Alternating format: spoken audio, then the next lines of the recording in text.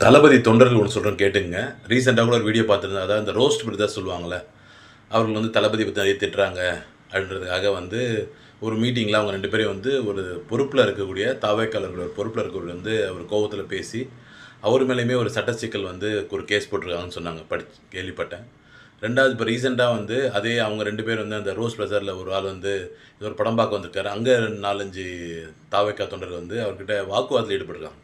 சண்டைலாம் போடலை, ஏதோ பேசியிருக்காங்க.